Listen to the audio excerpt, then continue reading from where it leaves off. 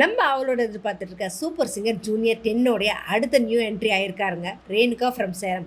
அதாவது இவங்க எப்படின்னா, நம்ம லாஸ்ட் சீசனில் சூப்பர் சிங்கர் ஜூனியர் 9ல் ஹர்ஷ் நேத்ரா எப்படி விழுப்புரத்துலேருந்து வந்தாங்களோ அதே மாதிரி தான். அப்படி என்னங்க யோசிக்கிறீங்களா? ஆமாங்க. ஏன்னா ஹர்ஷ் நேத்ராவை பொறுத்த வரைக்கும் பார்த்தீங்கன்னா டிஃப்ரெண்ட் வாய்ஸ் மாடுலேஷன் பாடுறது.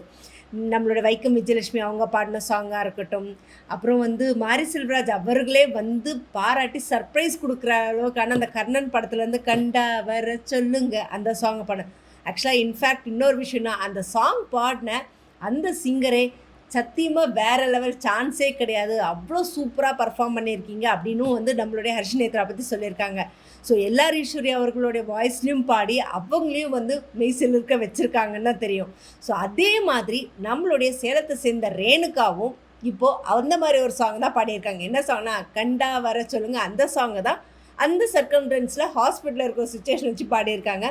ஸோ ஹர்ஷின் நேத்ரா அளவுக்கான அந்த எஃபர்ட்டு, ஸ்டெப்ஸ் எல்லாமே எடுத்து நல்லா இம்ப்ரூவ் பண்ணி அந்த அளவுக்கு அவங்கள பீட்டப் பண்ணுவாங்களா, இல்லை இன்னும் கொஞ்சம் ஹோல்ட் பண்ணுவாங்களா அப்படின்னு தெரியாது. ஸோ ரொம்ப ஆவலோடு எதிர்பார்ப்போம். நம்மளுடைய ரேணுகா எந்த அளவுக்கு அவங்க இந்த பொசிஷன்லேருந்து அடுத்தடுத்த லெவலுக்கு போகிறாங்க, என்ன மாதிரி விஷயங்களெல்லாம் அவங்க அச்சீவ் பண்ண போகிறாங்க, சூப்பர் சிங்கர் 10 லைஃப் ஜர்னி எந்த அளவுக்கு வருவாங்கன்ற ரொம்ப எதிர்பார்ப்போடு இருக்கும். ஸோ இதை பற்றின உங்களோட கமெண்ட்டை கமெண்ட் பாக்ஸில் கொடுங்க. இந்த மாதிரி இன்ட்ரெஸ்டிங்கான அப்டேட்ஸ்க்கு என்னோடய சேனலை சப்ஸ்கிரைப் பண்ணிக்கோங்க, பக்கத்தில் இருக்க பெல் ஐக்கானும் கிளிக் பண்ணிக்கோங்க, நோட்டிஃபிகேஷன் மிஸ் பண்ணாமல் இருக்கிறதுக்கு.